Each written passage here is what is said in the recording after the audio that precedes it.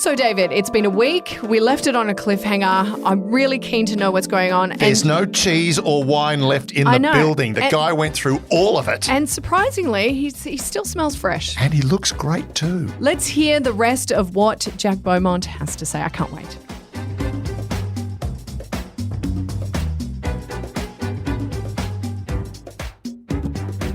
Hello and welcome to I Spy. My name's Michelle Stevenson. I'm here with David Callan, and I don't know if everyone remembers we ended things on a cliffhanger last ep. Oh, like they wouldn't remember five balaclavaed men holding weapons at a spy's family. Too much. When he walks in the door coming home. Now, I'm assuming you've included this in one of your books? Yeah. So can you tell us what happened, or do we need to read it? Or will it spoil the book? Of course you have to read the book. Yeah, of course. No, that's what I mean. So I feel like you can't even give it away. But I would imagine that once you heard that story, that is like that. Yeah. No, it was. I'm not saying it was all the time, but I mean, plenty of stories, a few stories like that.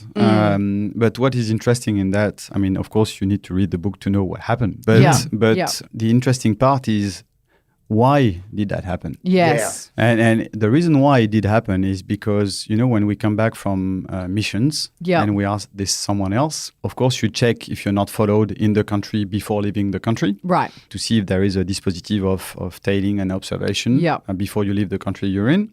And then when you arrive in France, back in France, no one comes and pick you up. You're not yourself still. Yep. You go and lose yourself in public transport. Yes. Yeah. And make sure that you're not followed again and again and again and again. And if you have a single doubt, you don't come back to the company or you don't come back to your place, and you go and get lost for 1 or 2 days in really crappy hotels and this kind of stuff. And if it's still the case after a few days, then you put some stickers in different places, which is basically asking the backup team to do a pickup in the middle of the city. Right, to take you. Yeah, to pick you up on a clandestine way. So, there is a loss of visual for the people tailing you. And then suddenly you jump on a bike or in a car and you just disappear. Right. Which was in the book, in The Frenchman, when Alec first returns from Palermo. Yeah. It's fascinating because it's one of those aspects that you don't really consider is you don't just get on a plane and you get off and, hi guys, I'm home. No. You've literally got to break that down, right? You've got to make sure that you're clean. Did you ever, when you got back from Paris or back into France, go, I'm still not comfortable. I'm not confident enough. Yeah, a few times. Sometimes it was real. I mean, sometimes I really had some people behind. Yeah. And sometimes it was just what we call seeing blue rats. It was just my paranoia and my imagination. Yeah. But the thing is, this guy... You've got so much on the line that that would be playing in your head, right? Oh, yeah, for sure. Yeah. Everyone can be an enemy. You end up thinking that, the old lady behind you is a Russian spy following you. But so this poor man actually came back from a mission and he was highly experienced, and so he considered that there was nothing behind him when he left the other country. And then when he arrived in Paris airport, he went down to take the public transport, and there was a strike. So he had to wait for 50 minutes or something for a train, and he was overtired. He considered that there was nothing. So he went back up and took a taxi. And took a taxi home. Yeah, right. Ooh. And actually there was a dispositive of surveillance at the airport because if they are clever, the other guys actually, they don't follow you when you leave their country. They put someone at the arrival waiting for you to get off the plane. To see where you're going to go and who is welcoming you, etc. And that's what happened to him. So they identified him, his real name, his family. The following morning, he went back to the company for the debriefing, etc. And for a few weeks, nothing happened.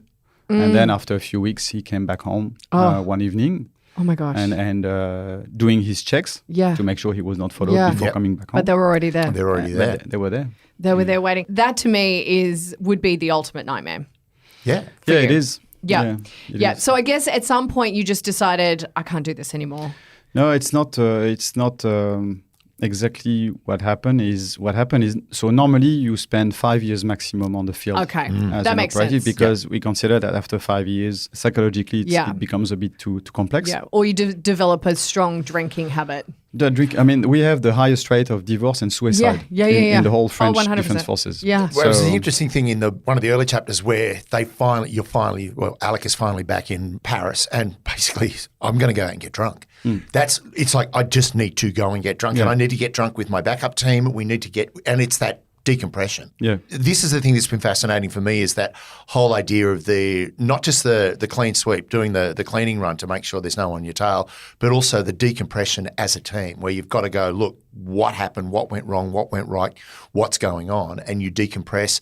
But you also have to do it, you're doing it in a public place. You're in a seedy little bar somewhere. The texture of the book is great. It's so enjoyable. How long had you been kind of... Yeah, so I did this for almost 8 years. Yep. And so, we all have a dark side in us, and that's the whole concept of intelligence. Usually when you do HUMINT is to identify what we call the mice in someone. Yep. So the 4 leverages to manipulate someone. So M for money, I for ideology, C for coercion, and E for ego. Yep. And so you try to identify these mice and to exploit this darkness in someone's mind. Yeah. I'd hate to have an argument with you.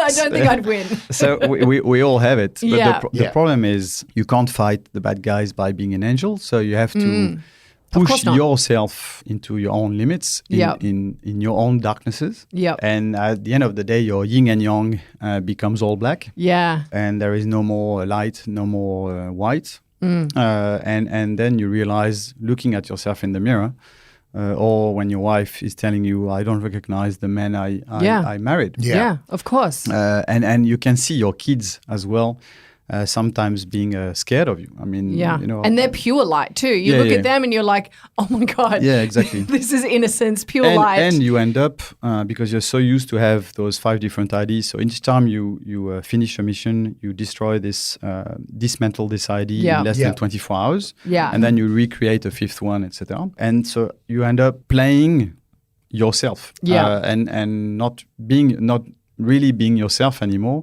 and your real ID becomes an additional 6th ID. You start playing yourself. It becomes your actual person becomes a role. Exactly. Yeah. Did they pull you out, or did you say, I'm done? I said it. Yeah. I said it. But I mean, I can give you a story you will enjoy. I came back. I did that mission because clearly you don't do it for money. I don't know if it's the same in Australia. Well, I don't know. They pay you well, but you're not going to make $1 million as a spy unless you are making $1 million as a spy, and that's bad. Unless you're being a little dodgy. You do it. There is a certain amount of patriotism and loyalty involved. And it doesn't have. It's not wowserism. This is a job that needs to be done for my country to flourish. So no. I totally agree with that. You don't do it for the money. So I did that mission in a country I can't name, and basically people were hanged on the light poles in the middle of the street and everything. Wow. And I was a few weeks by myself, and I had to identify and find some very specific locations. And at the end, it became pretty tricky. So I was sleeping with my gun, blocking the door of my room. I was followed every day in the city, etc. And if I would have been caught, I would have been one of those guys in the light pole. So imagine the level of stress. I came back, and I finally make it home after I don't know how many rupture de filature, so tailing rupture, breaking the tail, and finally make it home. And then my wife says, you're back. I don't know if you remember, but tonight we have the engagement party. We had the engagement party just of give me a this gun, friend. put me in a dark room. I can't do happy. Okay. And I said, look, I'm really tired. I don't know if I can make it. And she goes like, look, we are never invited anywhere. We are losing all our friends. I'm by myself all the time, looking after the kids, looking after the house, working. And for once we have, a party we invite to, and I want to go. I said, okay. So we went, and I was still in mission mode. Yeah. And we arrived at the party, and it was a big engagement party in a beautiful place next to Paris. And, you had those round tables for 8 people to sit. And the groom wanted to be nice to me and basically put me at the same table as my little cousin, who I haven't seen her for years, of course. Yeah. And when I arrived at the party, I went like, 1 whiskey, 2 whiskey, 3 whiskey. Yeah. And then we sit at the table. And her husband was someone I really disliked. Everyone actually disliked him. They divorced since everyone disliked him in the family, but no one was saying it. And so she says to me, so what are you doing now? Because I had like a beard, long hair. So, right. I said, what are you doing now? I said, well, I'm still in the military. And meanwhile, I was continuing to drink. And she said, that's very silly. You live in Paris. We live in Paris. The kids are roughly the same age. I haven't seen you for ages. We should engage. You should come and have dinner at home. And then I looked at her and I said, no, I don't think it's a good idea. Because the husband was 2 seats after her. Yeah. So listening to me. And she said, why? And said, because if I come, because your husband is a dickhead. And if I come to your place for dinner, I'm going to kill him before the end of the dinner. Oh my God. And they're divorced now? Yeah. And so everyone looked at their plates, and then my wife said, sorry, maybe we should go. Yeah. My husband is a bit tired. Yeah. So we left. And of course, walking back home on the street, she was quite pissed off with me. And of course, we were not invited to the wedding. But, I would imagine. So I mean, you can see clearly how it does impact your personal life, your private life, and your health, your mental health. So how do you decide that's it? Do you just go? You just go up to your superior one day and say, "Yeah, I'm done. Yeah, I'm just done. Yeah. I can't. You do? Yeah. Oh, okay. You go and see your boss and say, I'm gonna close all my operation. I'm gonna do the handover on those on which I can. Yeah. And basically on that date, I'm out. Yeah. So you work so hard to protect identities, and you write under a non-diplôme. Yep. So what if someone sees your picture from your previous life? Is there a worry there? Or once you're gone, there's like kind of this whole thing in spy world that everyone's like, he's done now. Yeah. So basically from the moment you write a book, you can be sure that there is an internal memo in the company saying no one talks to this guy anymore. Yeah, for sure. From the moment you become public, you kind of buy your freedom in a way. Yeah, okay. So that's for the internal relationship. Now for the people I've been working against, some of them are not around anymore. Okay. And some of them, usually those people who knew me or could recognize me, by definition are people who may have betrayed their country or betrayed their company. Not be in their best interest. So it's clearly not in their best interest to come and say, I know this guy. Now for the name, I know that at some point, my real name will drop. Yeah. I know it, and it kind of doesn't really matter. Like for example, John Le Carre. Yeah. You read a book of John Le Carre, you don't really care about his real name. Yeah, and like even as a journalist, I'm almost like I don't want to know your real name because I feel like it's all part of the magic of it as well. And for those people reading the book, I mean, the books, either you consider that all I'm saying is bullshit and I didn't do what I did, and it doesn't matter because it's still a spy novel. An enjoyable, and it's a good one. Enjoyable read. So my husband gives it like 5 stars. Oh, so look, it's totally. like, Now, let's take another break. Okay. To do that advertising thing. And then we'll come back and we'll do a massive ad for your book, which we're kind of doing anyway. But let's talk about the book. And also, I just want to touch on the DGSE sure. without getting too close to stuff. So, in a minute.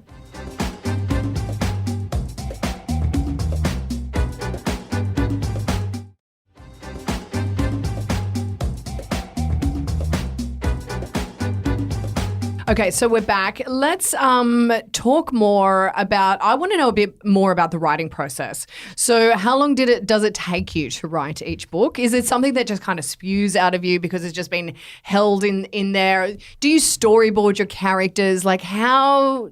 Because I always find it interesting when someone goes from something like being a spy to writing spy novels. How did you discover that this was something you could do or wanted to do? So first, as you might know, in intelligence, we write a lot. Oh, God. Right, okay. Because everything has to be very documented. Yep. Everything we do, each time we come back from an operation, each time we come back from having a coffee with someone. Right. Where have you met this person?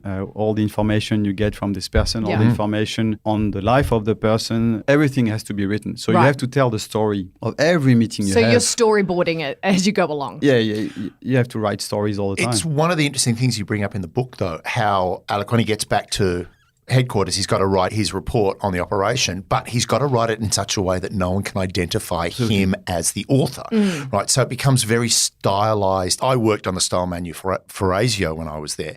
So it's basically the language you can use, the way you approach things, the fact that everything is in short sentences. So, one idea per sentence, get the job done. What's interesting is, as you said, you've done all of this writing, but it's been very prescribed. And then, as you said, it was a cathartic exercise for you to write this book. How cathartic was it for you to go, I don't have to follow a style guide anymore? That must have been quite a relief. It's interesting because the way you write in the intelligence, it's as the third person, because you mustn't be identified as the author. Right. So you write in the intelligence, you write a report saying, officier traitant, so the handler on the field did this, the handler on the field went there. Yep. Right. Okay. The handler on the field asked that, so it's third person, like if you were telling the story of someone else doing it. Yeah. So it's basically writing a novel. Yeah. And so writing at the third person was pretty normal or natural. Yeah. And also helped me on the psychological aspect, because it's not you, it was not me. I was describing a character of someone else. So allowed me to be outside with a helicopter view, behind myself, and go more in the emotions. When if I would have written as I did this, or 100%, it would have been much harder to go in those. You were able to detach yourself from the character itself. Yeah. And do you write in English or French? So I write in English. Yeah, because that would be quite complex in some ways as well, because you have to translate while you're writing, I would imagine. So I mean, I'm lucky enough. My mum was English. Right. Okay. So I mean, because I got a German English friend, and he said when he first moved to Australia, he would think in German. And he's been here long enough that he now thinks in English. In English, yeah. Thinks in Australian. No, I mean, when I go in very, very specific details, spycraft details, then I write in French, and then I take the time to translate the best way. And I look for, in open sources, the real terminologies in English. Try to find them. So that's how I wrote, basically. Now for the story itself, the beginning of The Frenchman is based on is a true story, unfortunately, and that was one of my worst biggest nightmare, worst memory, let's say. Of course, I changed the countries, etc. And then the whole story, the whole plot, approaching this, human source, the way we proceed, etc., is based on a real story, and the methodology is clearly the real methodology. And the characters, Templar, Shrek, they really do exist. Right. They are really, I mean, that's their real nicknames. Wow. Templar now in France is retired from the company, and now he's a beekeeper. Really? Yeah. Yes. And he's a beekeeper, and he lives by himself at the deep end of the mountain, and the closest town is 20 minutes away. Do they read your books? Yeah. And what's the feedback? I mean, they love it. Yeah, they love it. Yeah. When you talk about the spycraft, that you write it in French and then translate to English, the thing about the spycraft is it's authentic. When Michelle said, we're going to interview an author and you've got a book to read, and I went, okay, I'm going to read a book. And it was about 5 minutes in, and it was like, okay, this is not work anymore. This is pure pleasure. It's a beautifully structured book. The story, I've got a few guesses, and I'm not going to put them in there as to what I think is going to happen, because, as I said, I haven't finished the book.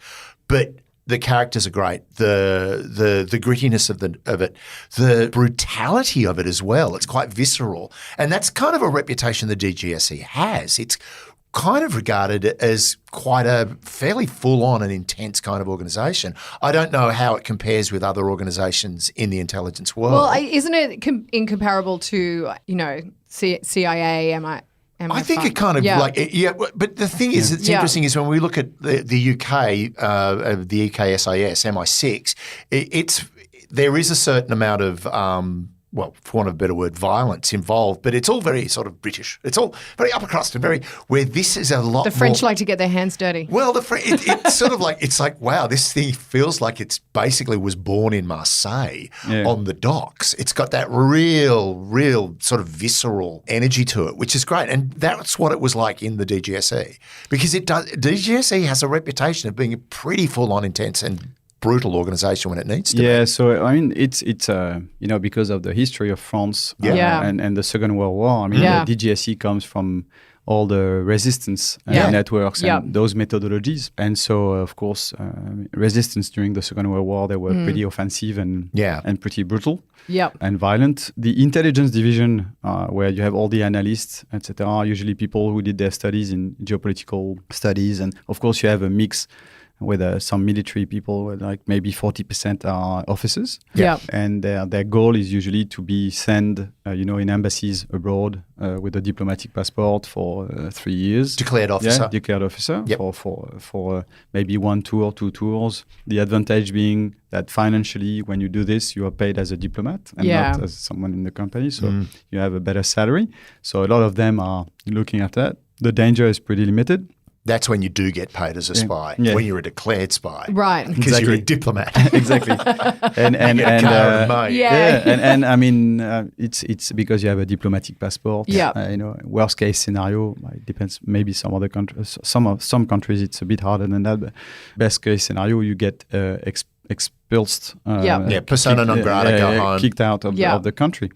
When you are in the operational division, clandestine branch, if something goes wrong in the other country, the French president will not want to go and say sorry to the country where you did something. It's a lamppost for you.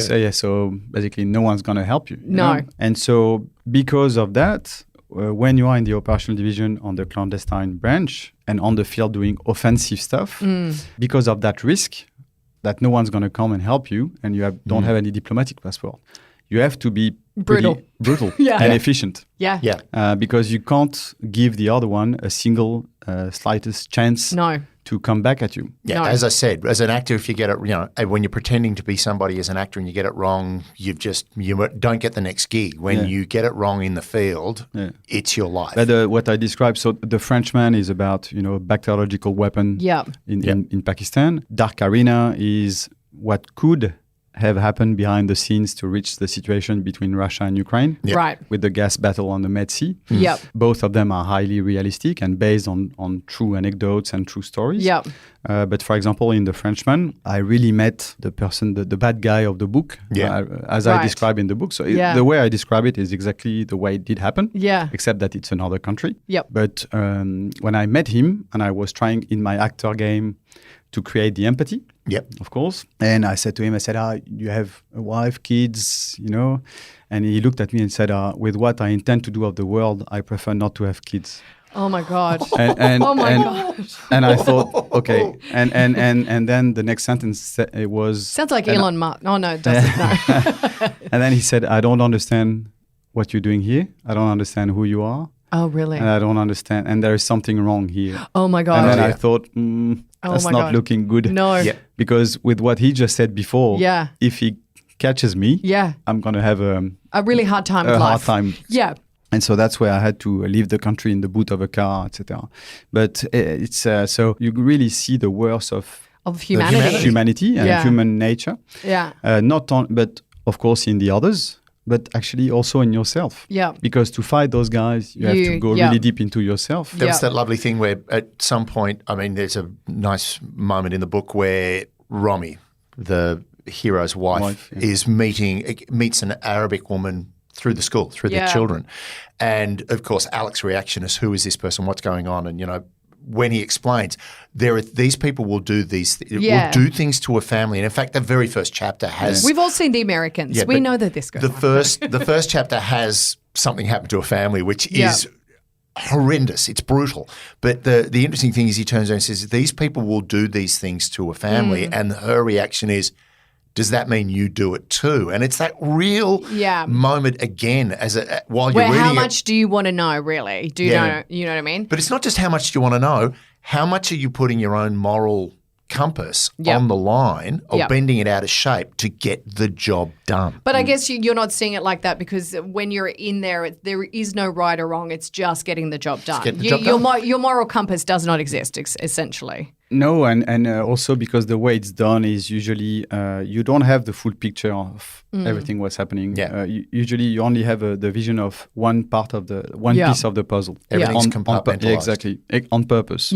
And so you know that somewhere someone must have the full picture, and there must be a good reason somewhere. Yeah. What is really hard is actually the other way around, when you've been risking your life, your friends have been risking their lives to obtain highly protected and critical intelligence. You manage to make it back to France and come back, and you report this intelligence to your government. And then you see that France is taking on the international scene clearly a position which doesn't consider this intelligence. Yeah. Oh. And so basically you think, I did all this for nothing. For nothing. It brings up a great quote that I just want to, when I heard it, I went, oh my God, that is genius, right? And this is a quote when Alex is being debriefed by a psychologist just to see how he is, and he just, like, the psychologist turns around and says, do you have any regrets? And this is the quote: would someone seriously ask a spy about regrets? The entire career is regret management. I just went, oh my God, that's it. Yeah. Right? There's the one thing is, you've got to make decisions and take actions that you will regret. Yeah. You have to regret. You have to, yeah. So for someone to turn around and go, any regrets? It's just like saying, of course. I have a few. So when you... Part of it is being in this podcast. Yeah. Sorry. I regret every week with you. So you moved to Australia. How did that decision come about? So I left the company in 2014, and we went for 3 years in another country in Asia. Yep. And then came to Australia in 2017. Yeah. I don't have my parents anymore. I mean, they're both dead of cancer. So for my kids, the only grandparents they have are here. Yeah. So I've got the Australian citizenship now. The funny thing is, actually, when I said to the DGSE that I was leaving on that date, they came to me and said, actually, so can you do one last job? Your plan is to go to Australia. Can you work for us while you're over there? And they said, actually, we're having a cooperation with the Australian services at the moment. Right. So we need someone to lead this cooperation. Yeah. On a very specific mission, but we will have to give your real name. Yeah. To them, because that's the way it works in that corporation. Yeah. Because you're leaving, are you okay if we give your real ID away to them? I said, no, that's fine. The last operation I did was a cooperation with the Australian services. Right. With my real name. Amazing. So when I arrived here in Australia... So you had a job. No. It's like Al Pacino in The Godfather 3. Just when you think you're out, they pull you back in. And so when I arrived here, I still had contact with those guys. And then when I said, look, I had the PR, the permanent residency for 15 years. And I said, I'm going to ask for the citizenship, and there are a few questions about, have you been in contact with, spies? Well, yes. Funny story, guys. Yeah. So, hold your hats. But I know everything about cricket. So. and so I asked them. I said, "What do I do?" And they said, "Oh, no. You just say no, and you tell us when you lodge the application, and we'll wave you through, and we'll look after it." And that's it. And now I'm working for. So author is my, let's say, hobby or second job until hopefully one day I'll be able to only write books. Knowing that I'm writing book 3 at the moment. Yes. I'm working still in defense. I'm working for Australian defense companies. Yep. Some of them for special forces and this kind of stuff. And I'm working for part for the Australian government as well. So you've got a few things going on. Yeah. So the second book is out now. Yep. And you're working on a third book. How long does it take you to pump a book out? So the first one, because I really wrote it thinking that no one was going to read it. Right. It was just literally, just brain dump. Yeah. And so it took me 3 years. Yeah. And because I had my other job, my real job. Yeah. It took me 3 years, and then I really enjoyed it, and the process really helped me. Yeah. And so I was, and the book became a bestseller, a multi-bestseller. Was published in France, in French, in Japan, in the US. Amazing. Then I sold the rights for a TV series in Hollywood. Awesome. To the sons of John Le Carre. Yeah, right. So those who made The Night Manager, Little Drummer Girl. Yeah. Most Wanted Man. Yep. So I sold the rights of The Frenchman to them for a TV series. And the scriptwriter adapting my book is Nick Pizzolatto. Nick Pizzolatto is the showrunner and creator and writer of True Detective. Oh, wow. With Matthew McConaughey. Oh, my God. Amazing. I can't wait for this show. So is this happening right now? Is there an Australian character? No, you don't. You're not getting a job. You're not getting a job. Shut up, No. Michelle. So this is happening right now? Well, it's. I mean, I'm not. I will be involved in the process at some point because they want to keep the realism of it. Yeah. And I would imagine that you would be a perfect person to kind of liaise, and not only because you wrote the book, but because you were there. Yeah, and also, I mean, in a lot of movies or TV series, guys playing some spies. Clearly, you watch it for 2 minutes, and you're you like, say, no. They do that with my wife almost every time. She says, would it be like that? No. So apparently, I mean, because they are, of course, the sons of their dad. Yeah. They want to get it right. Yeah. They want to get it right. And so they will want me to be involved at some point for how you follow someone, how you break the tail, how you behave in the street, how you approach someone, all this kind of stuff to make it really realistic. Other than that, the producer or studio are at the moment trying to align all the planets to make it happen. Yeah. But fantastic. There are a lot of moving parts. Yeah. And planets are moving all the time, and there are plenty of planets. So I don't know if it's going to happen one day. The next step is to sign with to find an actor, to attach the actor to the project. Yeah. Oh, really? And the actor. No, did someone say that? Like someone that people know, someone good. Okay, then all right. If you're going to be Stop trying to audition for jobs. Well, when it is made and when the third book comes out, will you come back and talk to us again? Sure, with the pleasure. So you're going to love the third one. Is the main topic of the third one is Chinese cyber. So that's right up our alley. Yeah. This is getting so much. It's just too good. I could literally talk to you for hours. I could too. I mean, we both could, but obviously we've all got things to do. Yeah. You've got to go on a cruise. Yeah, I mean, I don't want to talk about it. I'm going to go and teach you 9 and 10 how to embarrassing. improvise. Thank you so much for coming by. My pleasure. Please stop by again when your next book is ready to go, because it's right up our alley. And The Frenchman, Dark Arena. Yes. Jack Beaumont, read those books. Read them. They're brilliant. Yeah, and we will tag you in on our Twitter feed. Oh, that means I've got to go. We'll tag you on Twitter, and we'll also tag you on LinkedIn. Look at us go. I love how I still call it Twitter. It's not Twitter. Yeah, the only person that calls it Twitter is Elon. So let's move on. Yeah, X. What? X. What, are we breaking up here? Can we do this? I'd rather do this in IKEA. Can you just shut up?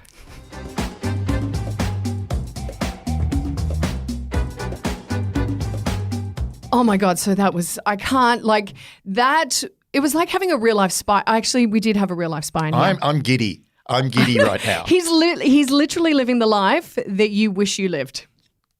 Shut up. It's so true. It's so, like, I mean, apart from the delightful French accent, there was so much going on there. I could have sat for hours and pulled him apart. Like, it was just a lot. Read the book. Yeah. And if you don't like reading like me, get the audio book, and the reader is fantastic. Okay. That was great. Okay. I'm gonna leave you, have some quiet time. Just gonna look and feel inadequate. You do.